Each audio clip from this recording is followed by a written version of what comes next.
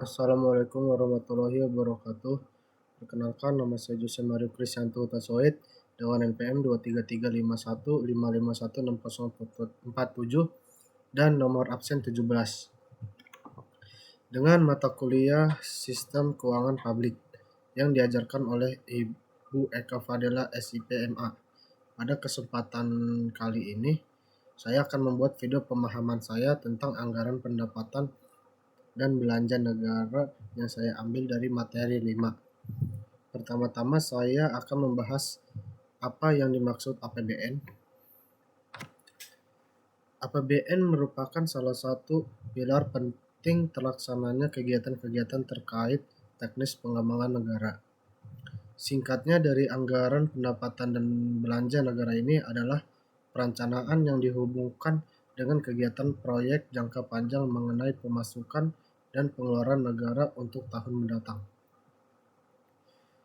Menurut Pasal 23 Ayat 1 Undang-Undang 1945, perubahan atau yang disebut perubahan dijelaskan bahwa APBN merupakan proses pengelolaan keuangan negara baik pemasukan maupun pengeluaran yang dilaksanakan setiap tahunnya. Ditetapkan dengan undang-undang yang dilaksanakan secara terbuka dan bertanggung jawab serta penggunaannya ditunjukkan untuk kemakmuran rakyat. Lalu, anggaran pendapatan dan belanja negara juga dijabarkan pada Undang-Undang Nomor 17 Tahun 2003 mengenai keuangan negara yang dijelaskan meliputi 5 hal, yaitu 1. APBN merupakan rencana tahunan keuangan pemerintah negara yang persetujuannya disetujui oleh Dewan Perwakilan Rakyat atau yang disebut DPR. Lalu yang kedua, anggaran pendapatan dan belanja negara meliputi pendapat, anggaran belanja, dan pembiayaan negara. Lalu yang ketiga, APBN dirancang dalam masa 1 tahun sejak 1 Januari hingga 31 Desember kemudian. 4. Anggaran pendapatan dan belanja negara ini ditetapkan setiap tahun dengan susunan undang-undang. Lalu yang kelima, APBN memiliki fungsi otorisasi pada perencanaan alokasi, pengawasan, distribusi, dan juga stabilisasi. Selanjutnya ada hubungan kontraktual rakyat dan pemerintah. APBN merupakan kesepakatan antara rakyat dengan pemerintah yang diwakili oleh DPR. Lalu yang kedua ada, itulah mengapa APBN yang disusun oleh pemerintah perlu ditetapkan oleh DPR sebagai bentuk kontraktual hubungan antara pemerintah dengan rakyat. Hal tersebut juga untuk memenuhi asas akuntabilitas. Pemerintah menyusun APBN setiap tahun dilakukan dalam rangka menjalankan fungsi pemerintah untuk mencapai tujuan bernegara. Sebelum menjelaskan tujuan APBN, kita perlu memahami apa saja fungsi APBN. Berikut ini rincian fungsi APBN, yaitu 1. Otorisasi. Hal ini berarti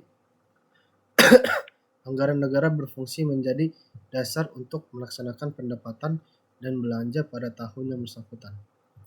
Lalu yang kedua ada perencanaan.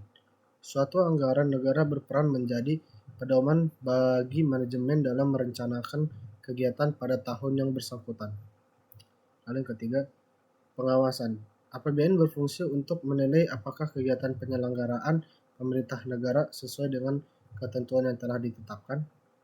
Lalu yang keempat ada fungsi alokasi APBN adalah anggaran negara harus diarahkan untuk mengurangi pengangguran dan pemborosan sumber daya serta meningkatkan efisiensi dan efektivitas perekonomian. Lalu yang kelima ada distribusi. Fungsi distribusi APBN artinya kebijakan anggaran negara harus memperhatikan rasa keadilan dan kepatutan. Yang keenam, stabilisasi. Fungsi stabilisasi mengandung arti bahwa anggaran pemerintah menjadi alat untuk memelihara dan mengupayakan keseimbangan fundamental perekonomian. Lalu pembahasan terakhir yaitu tujuan APBN.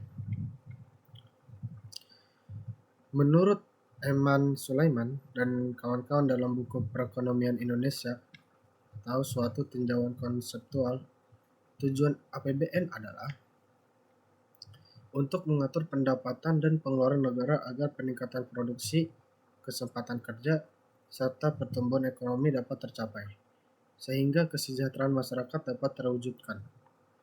Adapun tujuan dari penyusunan APBN adalah sebagai pedoman pendapatan dan pembelanjaan negara dalam melaksanakan tugas kenegaraan untuk meningkatkan produksi dan kesempatan kerja dalam rangka meningkatkan pertumbuhan ekonomi dan kemakmuran masyarakat.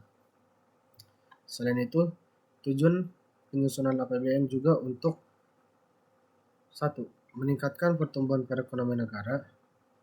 Kedua, sebagai pedoman penerimaan dan pengeluaran negara dalam melaksanakan tugas kenegaraan agar dapat meningkatkan pertumbuhan ekonomi. 3. Meningkatkan produksi dan kesempatan kerja agar kesejahteraan rakyat terpenuhi. Lalu yang keempat, meningkatkan transparansi dan pertanggungjawaban pemerintah kepada DPR dan masyarakat luas. Yang kelima, meningkatkan koordinasi antar bagian dalam lingkungan pemerintah. Lalu yang keenam ada membantu pemerintah mencapai tujuan fiskal dalam mengatasi inflasi. Yang ketujuh, menciptakan efisiensi dan keadilan dalam menyediakan barang dan jasa publik melalui proses yang lebih prioritas. Yang kedelapan, memungkinkan pemerintah memenuhi prioritas belanja.